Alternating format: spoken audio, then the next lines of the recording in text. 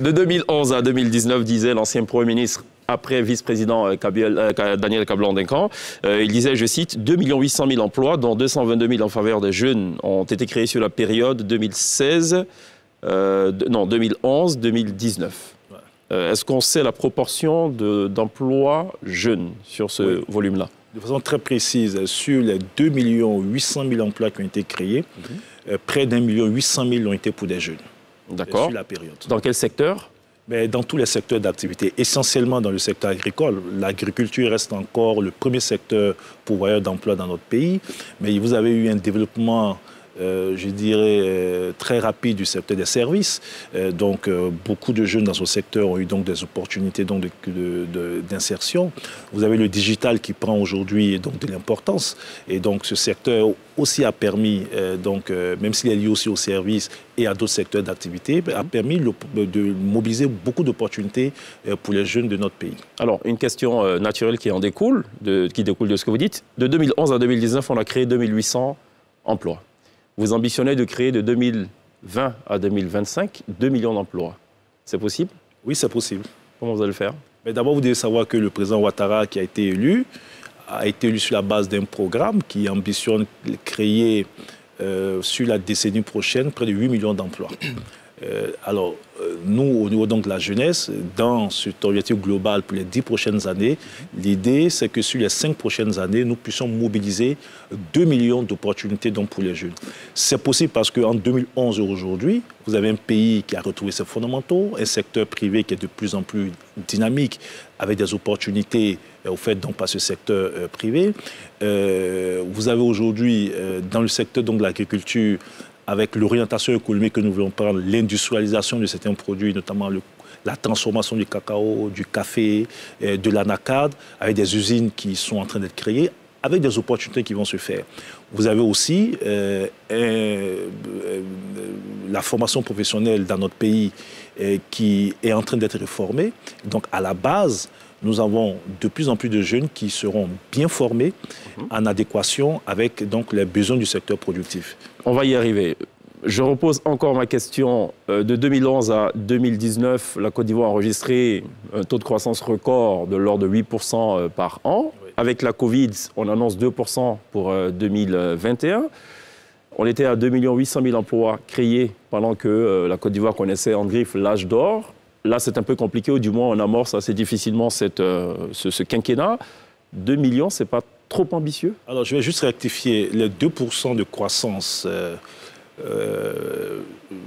on parle plutôt de 2020. Mais tous les partenaires au développement s'accordent à dire que la Côte d'Ivoire devait retrouver rapidement 7% de croissance en 2021. Nous avons eu un choc en 2020. Et d'ailleurs, ça se ressent dans nos objectifs. Tout à l'heure, on va en parler, puisque pour 2020, nous n'avons pas pu atteindre tous les objectifs en termes de création d'emplois, dont on va en parler. Mais la relance va se faire à partir de 2020. D'accord. Donc vous êtes hautement ambitieux? Je suis hautement optimiste. Bon, très bien. L'INSEE? Vers qui les jeunes diplômés peuvent se tourner pour rechercher du travail en Côte d'Ivoire? Mais les jeunes diplômés ont plusieurs leviers. Ils peuvent s'adresser directement à des entreprises. Et de plus en plus, des entreprises publient les offres de recrutement. Mais vous avez l'agence Emploi Jeunes qui, aujourd'hui, centralise le maximum d'offres. Et d'ailleurs, toutes les semaines, nous publions sur la page de l'agence Emploi Jeunes toutes les offres qui ont été mobilisées auprès des entreprises privées. Et j'y suis allée justement sur ce site de l'agence Emploi Jeunes et j'ai comptabilisé 11 annonces. Mais pour toute la population, c'est peut-être peu si tout le monde se met à postuler, si tous les jeunes de Côte d'Ivoire se mettent à postuler. Alors, ça dépend de la période. Donc, vous avez souvent 11 annonces, je vous dis, c'est toutes les semaines. Donc, ce sont des annonces qui sont actualisées. Il y a des moments où nous montons à plus d'une cinquantaine d'annonces dans la semaine, souvent nous sommes à 11, ainsi de suite. Donc, mais à côté de l'agence Emploi Jeunes, vous avez énormément de cabinets privés, je ne vais pas citer tous les noms pour ne pas faire de la publicité, qui participent aussi à la mobilisation des offres pour ces jeunes. D'ailleurs, pour l'année 2020, je peux vous dire que c'est près de 78 000 emplois qui ont été offerts aux jeunes dans le secteur privé dans notre pays. Alors, on est en train de migrer vers une économie plutôt industrielle qu'agricole, donc une économie qui n'est pas à 100% adossée au secteur agricole. Le constat qu'on fait, c'est que l'essentiel des emplois créés sont plutôt dans le secteur agricole. Est-ce à dire que les jeunes ne sont pas suffisamment outillés pour accompagner cette ambition d'industrialisation ou qu'est-ce qu'il faut dire? Qu'est-ce qu'il faut retenir? L'idée même, l'objectif du chef de l'État, c'est l'industrialisation dans le secteur agricole, justement. Et que nous ne restons pas dans une approche traditionnelle avec l'agriculture, avec tout ce que vous avez comme les anciens outils, etc. Mais que nous ayons donc un secteur agricole qui lui-même soit industrialisé. Je vous ai parlé d'abord, nous avons tous les engins qui doivent servir donc à faire de l'agriculture, mais je vous ai parlé aussi donc de toutes ces usines qui vont permettre la transformation du cacao, du café, de l'anacarde. Si vous allez aujourd'hui sur l'axe Yamoussoukro ou même au-delà, vous verrez qu'il y a des usines qui sont en cours de construction. Mais pour ce faire, ce qu'il nous faut faire, nous, en tant qu'État, et en cohérence avec notre dispositif de formation, c'est d'anticiper sur tous ces métiers qui seront générés à partir donc, de l'industrialisation dans l'agriculture, en formant dès aujourd'hui donc, des jeunes dans ces métiers-là, pour leur permettre donc d'avoir un emploi sûr. Justement, qu'est-ce qui est prévu alors, du moins, quel est le chronogramme qui est établi en termes de formation pour que ces jeunes soient tout de suite prêts à l'emploi une fois on passe le pas de l'industrialisation effective? Non, déjà, depuis 2012, nous avons, au niveau donc, du gouvernement ivoirien, engagé sous le leadership du président un vaste programme de réforme de l'enseignement professionnel dans notre pays. Vous verrez que cette réforme a été accélérée en 2017-2018, ce qui a permis donc d'une remise en l'état de notre dispositif de formation professionnelle. Quand je prends le centre Mohamed VI, par exemple, pour être très concret, de Yopougon, où vous avez une première filière dans la chocolaterie dans notre pays. Nous sommes premiers producteurs de cacao. Nous n'avons pas de filière dans la chocolaterie. Aujourd'hui, des jeunes Ivoiriens peuvent apprendre un métier dans le domaine de la chocolaterie, sortir et travailler. Dans le BTP, dans l'hôtellerie, vous avez un pays qui est en chantier depuis bientôt 10 ans, beaucoup de bâtiments sur des terres. Est-ce que vous savez qu'il est souvent difficile de trouver des bons conducteurs d'engins pour les grands travaux qui se font? Et souvent, les entreprises sont obligées de recourir à l'expertise extérieure. Et donc, l'idée, c'est vraiment arriver donc, à être en cohérence avec les besoins donc, de notre secteur privé en mettant des offres de formation. Tout cela se fait certainement progressivement. C'est des réformes qui ont commencé en 2017, 2018, 2019, poursuivies aujourd'hui. Et nous pensons qu'à terme, la Côte d'Ivoire aura un dispositif important. Nous avons près de 25 établissements de formation professionnelle qui sont en cours de construction pour à peu près 400 milliards de francs CFA sur l'ensemble du territoire national. Quelle est la stratégie? On part sur une formation diplômante ou qualifiante? Les deux. Les deux. Dans quelle proportion pour chacune des formations? Alors, vous devez savoir que d'abord, notre pays, depuis longtemps, est resté dans une logique de formation diplômante. Et ça, cette tendance reste encore très forte. Les fameux papiers longueurs. Voilà. Mais, et vous me donnez l'occasion donc d'en parler, les deux pays en Europe qui ont un taux de chômage le plus bas, qui ont l'un des taux de chômage le plus bas. Il y a l'Allemagne, il y a la Suisse. Mais ce sont donc des pays... Formation qualifiante. Où il y a la formation qualifiante. 2 tiers des enfants en Suisse qui quittent le primaire vont dans un centre de formation professionnelle.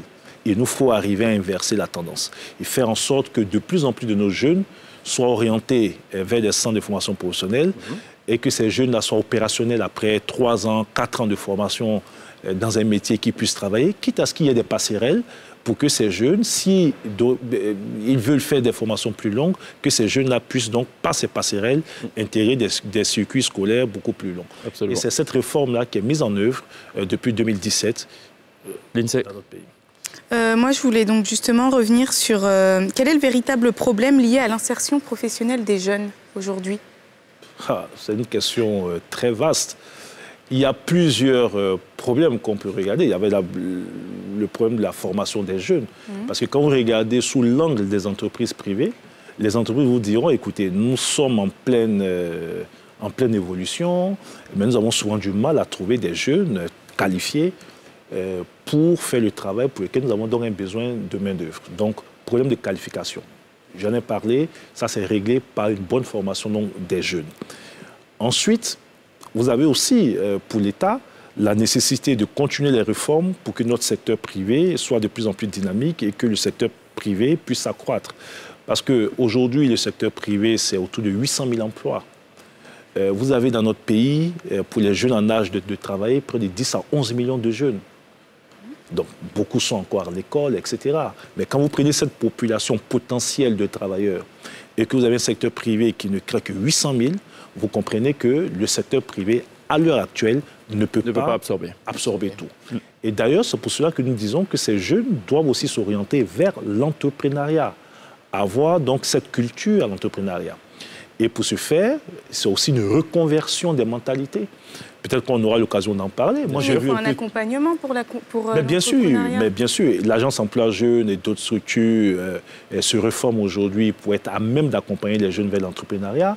Au niveau de l'école, c'est que la Miss Candia Camara a instauré à l'école primaire déjà des petits modules pour les jeunes qui veulent faire l'entrepreneuriat. Mais je dis surtout, il faut une reconversion des mentalités. Le débat qu'il y a eu sur le concours administratif, où beaucoup de jeunes se sont plaints pour n'avoir pas eu tel concours. Nous avons à peu près 30 000 postes de concours chaque année pour l'ensemble des concours dans notre pays. Vous avez 300 000 demandeurs, donc essentiellement des jeunes. Mais ce que nous leur disons, c'est que ce n'est pas la solution. La fonction publique, c'est un peu plus de 200 000 personnes. Pour un pays où nous avons 26 millions d'habitants, la fonction publique ne pourra jamais absorber l'ensemble des jeunes. Mais vous avez énormément de personnes qui ont décidé d'entreprendre, qui sont leurs propres patrons, qui embauchent d'autres personnes, d'autres jeunes. Mais il faut que notre jeunesse accepte donc aussi d'entreprendre. Et pour ce faire, nous allons les accompagner. Moi, je viens de remettre au mois de juillet près de 700... au nom du ministère de la promotion de la jeunesse du gouvernement, 762 millions de francs CFA à une trentaine de jeunes qui ont décidé d'entreprendre. Et dans quelques jours,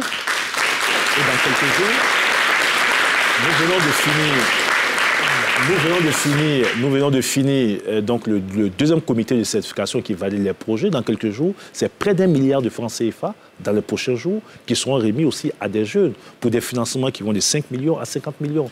Et ce sont des jeunes qui réussissent dans le domaine. Et comment ça se passe? Il faut aller donc du coup sur l'agence Emploi Jeunes, il faut remplir un formulaire, il faut postuler. Comment ça se passe? Alors nous avons aussi digitalisé. D'abord, vous avez une approche physique. Vous avez les agences régionales, dont on en a 14. Nous avons pu, avec l'Union des villes et communes de Côte d'Ivoire, donc les mairies, donc disposer donc de locaux qui nous a permis donc de décentraliser. Nous avons des assistants conseillers qui sont dans les 201 communes de notre pays. Donc tout jeune, dans n'importe quelle commune, peut aller au guichet emploi et accéder aux premières informations, aux premiers services. Maintenant, si vous avez un smartphone, vous avez un ordinateur, vous avez une connexion, mais de chez vous, vous allez sur le site de l'Agence Emploi Jeunes, vous avez toutes les informations nécessaires. Alors, rapidement, pour terminer, il y a aussi la jeunesse en milieu rural. Parce que vous avez beaucoup de jeunes qui sont dans les villes, mais vous avez aussi des jeunes qui sont dans le milieu rural. Et ça, c'est une préoccupation du chef de l'État. Comment faire en sorte que le maximum de jeunes en milieu rural puissent accéder donc, aux opportunités d'insertion. Nous sommes en train de développer une stratégie. Donc, le Premier ministre nous a demandé donc, de travailler sur une stratégie. Nous avons quasiment finalisé. Et l'idée aussi, c'est qu'après avoir couvert donc, les communes en liaison avec les autres démembrements de l'État, nous allons proposer au gouvernement une stratégie pour avoir un meilleur impact sur les jeunes en milieu rural, même s'il y a quelques actions qui sont déjà menées à ce niveau-là. Vous avez parlé tout à l'heure de changement de mentalité. À qui est-ce que vous vous adressez? Quel est le portrait robot, en gros, du jeune auquel vous souhaiteriez vous adresser? Pierre, vous avez une question par rapport à cela? Oui. La réponse déjà à cette question, quel est le portrait robot de l'Ivoirien, du jeune Ivoirien dynamique que le ministre de la promotion de la jeunesse et de l'emploi des jeunes pourrait dresser aujourd'hui? Mais le portrait robot, c'est ce jeune qui d'abord a une confiance en lui-même et en son avenir et qui saisit toutes les opportunités qui s'offrent à lui. La première opportunité, ce sont les opportunités de formation et qui ne reste pas figé, qui peut s'adapter, et qui peut avoir donc un objectif initial, mais s'il y a des difficultés, qui peut faire d'autres formations complémentaires pour avoir d'autres expertises dans d'autres domaines, élargissant ainsi son champ d'opportunités. Et puis un jeune qui, diplômé ou pas, mais ayant eu donc une formation, qui peut aussi décider donc d'entreprendre et qui n'est pas forcément focalisé sur l'entrée donc à la fonction publique. Parce qu'on a une culture donc de fonctionnariat dans notre pays. On pense que la solution, c'est être fonctionnaire, parce qu'il y a plus de garanties, parce qu'on a une retraite garantie. Mais ceux qui sont riches, en tout cas, ceux qui sont riches ne sont pas de la fonction publique. Dehors, donc, de la fonction publique. Il y a aussi une sécurité de l'emploi, peut-être, avec la fonction publique. Oui, bien sûr, c'est ce qu'il disait. Pierre? Question posée à dessein, parce qu'en ce moment, sur les réseaux sociaux, vous êtes sous le feu de critiques. Ah bon? Notamment, je vous l'apprends pas. Depuis quelque temps. Notamment pour cette rencontre en 2018 avec un jeune Ivoirien, Dougou Tigui. On vous reproche notamment de fouler les valeurs de la méritocratie en ayant alloué une somme d'argent à ce produit, donc des réseaux sociaux, du buzz pour monter un projet. Un sentiment de quelques personnes, peut-être lésées, du fait qu'ils ne justifient de rien, peut-être en tant que personne pour un projet, pour se voir allouer une telle somme d'argent, d'autant plus que ces derniers temps, on en parle, parce que ce projet semble être tombé à l'eau. Qu'est-ce que vous répondez à ceux qui vous critiquent? Non, c'est un mauvais procès. En d'autres mots, est-ce qu'avoir de la mousse dans l'oreille, c'est suffisant pour bénéficier des grâces du ministre? Oui, mais ça, c'est parce qu'on est resté excusez-moi, sur du superficiel. C'est pas ce qui m'a motivé. Moi, j'ai vu ce jeune comme tout le monde et j'ai écouté son histoire. Dougou Tigui est orphelin, donc de père, de mère. Dougou Tigui s'est retrouvé à Abidjan. Dougou Tigui travaillait dans la ferme de son père et de son oncle, pardon, avec un revenu de 30 000 francs CFA par mois. Et ce jeune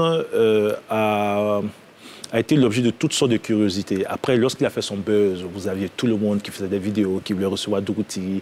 Il y en a qui en faisaient un objet de publicité, etc. Et en tant que ministre de la Promotion de la Jeunesse, j'ai demandé à le rencontrer, lui et son oncle, et certains de ses amis. Et c'est à partir de là que j'ai compris que Dougou Tigui a fait cette vidéo pour exprimer sa joie de vivre. Voilà un jeune orphelin qui a son gon, qui a 30 000 francs CFA par mois, qui ne suffira jamais pour subvenir à tous ses besoins, qui aurait pu être un bandit, braqueur, tout ce que vous voulez, mais qui travaille dans des conditions très difficiles et qui a arrivé à trouver donc la joie de vivre, etc. Et je lui ai demandé qu'est-ce qu'il veut faire.